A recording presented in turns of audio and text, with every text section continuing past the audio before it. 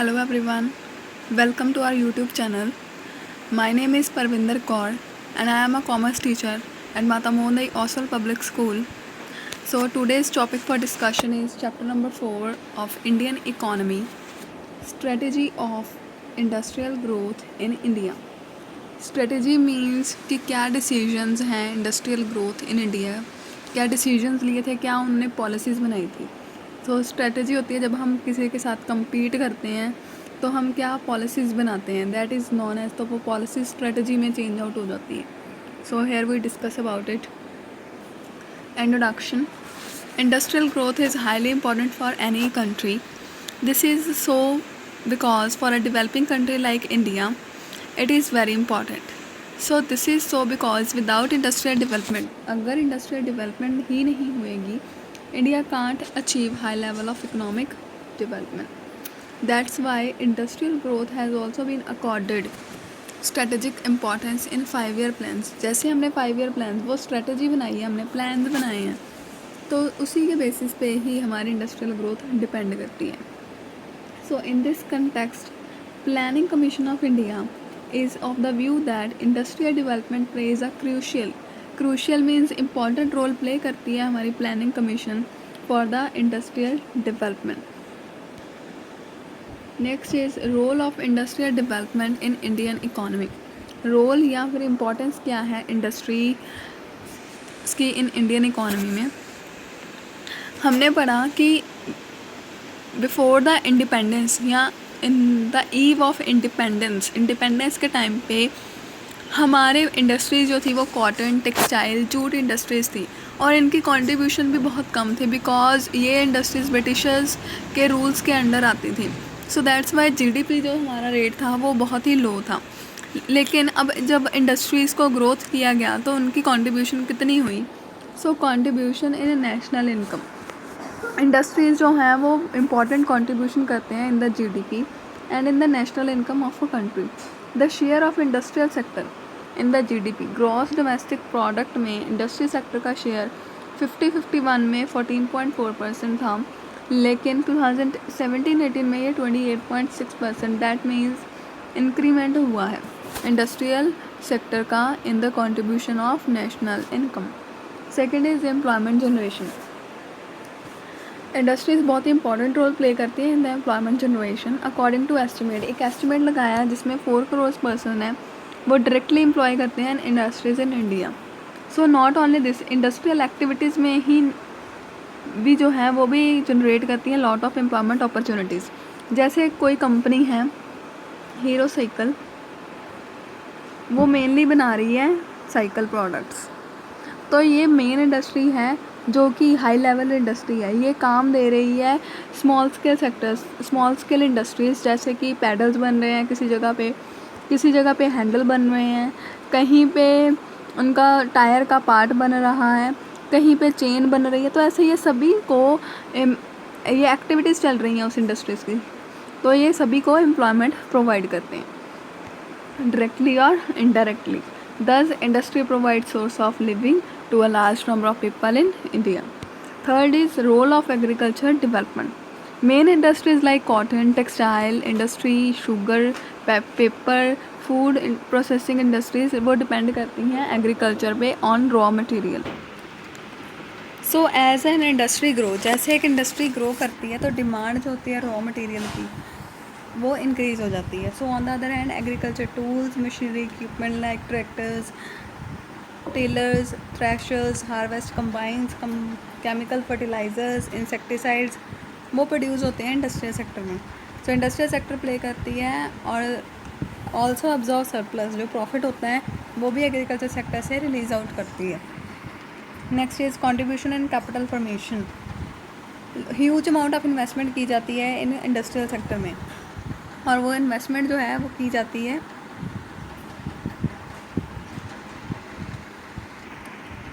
तो जो इन्वेस्टमेंट की जाती है वो कैपिटल एसेट्स में की जाती है. Capital assets means the assets जिन पे इन्वेस्टमेंट एक बार की जाती है लेकिन उनसे बेनिफिट वो हमें ईयर बाय ईयर रिसीव होता है.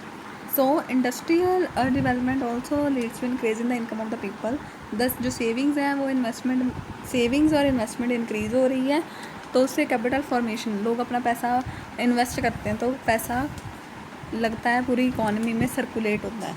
So gross fix capital formation means capital assets में कितना टोटल पैसा लग रहा है इंडिया में। 2011-12 में 31.8% था, लेकिन 2013-14 में ये हो गया है 34.7% और 15-16 में ये 34.2 मीन्स ईयर बाय ईयर ये इंक्रीमेंट हो रहा है, लेकिन 13-14 में ये ज़्यादा था according to 15-16। Next is role in export promotion.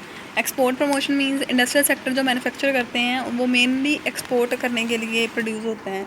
जैसे कि यहाँ पे इन्होंने एग्जांपल दिया कि मैन्युफैक्चर्ड एक्सपोर्ट्स हैं इंडिया में 13-14 में 63.5% और वो इंक्रीज़ हो गया 66.7% in 2014-15। Next role in national defence. Industries बहुत ही ज़्यादा कंट्रीब्यूशन करते हैं towards a national defence. Large number of public sector जैसे कि हिंदुस्तान एरोनॉटिक्स लिमिटेड है, ordnance factories, ship building industries, defence equipment industries, ये सप्लाई करते हैं वैल्यूएबल इक्विपमेंट, आर्म्स, हथियार और ammunition help to defence force. This strengthens the defence, और ये शक्ति को बढ़ाता है जो डिफेंस सिस्टम हमारा आर्मी है उनको ये इक्विपमेंट्स प्रोवाइड करते हैं। Next 7th point is industries and economic stability. Due to the dependence on agriculture sector, agriculture पर डिपेंडेंट होने के लिए इंडस्ट्रीज़ हैं वो एक स्टेबिलिटी लाते हैं। So industries play important role in protecting the economy from worldwide depression. 8th point is income to government. Mainly government tax लगाती है, जैसे कि एक्साइज ड्यूटी लगती है प्रोडक्शन ऑफ गुड्स, जब प्रोडक्शन होती है गुड्स की। Corporate tax, company tax, income tax लगाती है। कस्टम ड्यूटी जब हम इंपोर्ट करवाते हैं, सेल्स टैक्स जब सेल बेचते हैं अपने प्रोडक्ट को, तो गवर्नमेंट ऐसे अपनी इनकम इंक्रीज़ करती है by imposing taxes. 9th point is role in the improvement in standard of living.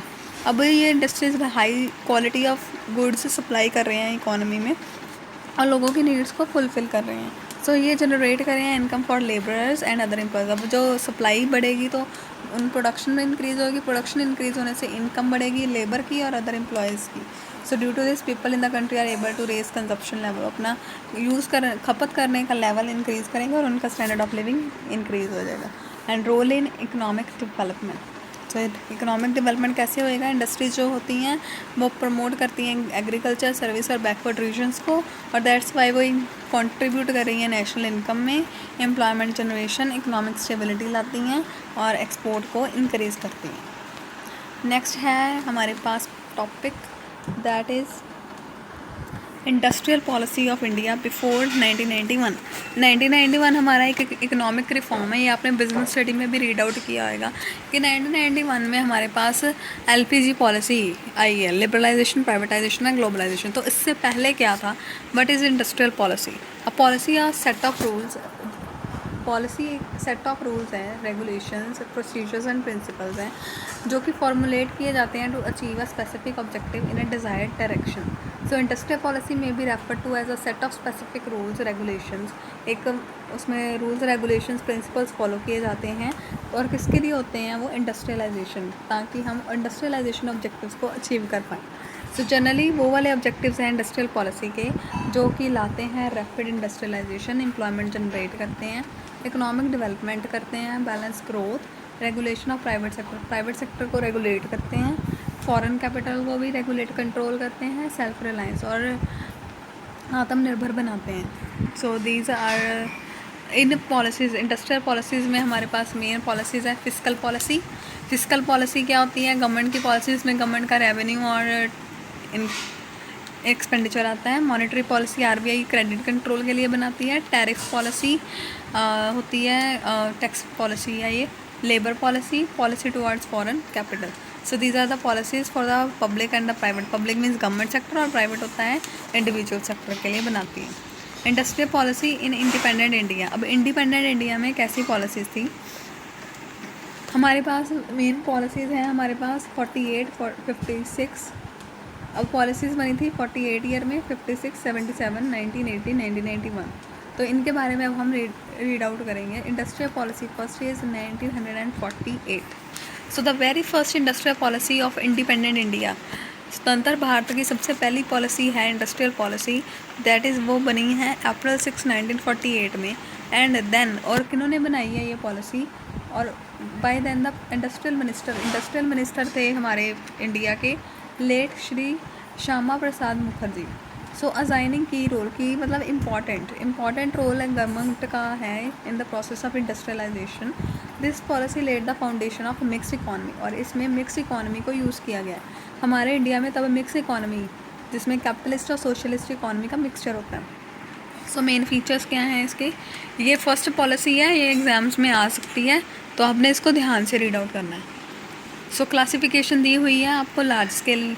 Main features है इसमें कि पहले हमने लार्ज स्केल इंडस्ट्रीज़ की क्लासिफिकेशन की और उनको 4 कैटेगरीज में इंडस्ट्रीज़ को बांटा। पब्लिक सेक्टर वो हैं जिनकी ऑनरशिप किनके पास है, पब्लिक सेक्टर गवर्नमेंट के पास है, और उनमें 3 इंडस्ट्रीज़ को रिजर्व रखा गया। वो 3 इंडस्ट्रीज़ हैं arm and ammunition, atomic energy and Railways. इनकी ऑनरशिप पब्लिक गवर्नमेंट के पास है। नेक्स्ट पब्लिक कम प्राइवेट सेक्टर, जिसमें पब्लिक और प्राइवेट दोनों की ऑनरशिप होएगी, तो वो हैं कोल, आयरन एंड स्टील। 7 इंडस्ट्रीज़ हैं, ये लर्न करना है आपने। एयरक्राफ्ट मैन्युफैक्चरिंग, और ये आप लर्न करोगे कौन कौन सी इंडस्ट्रीज़ हैं। Mineral oil, manufacturing of telephones and telephone cables, wireless operators.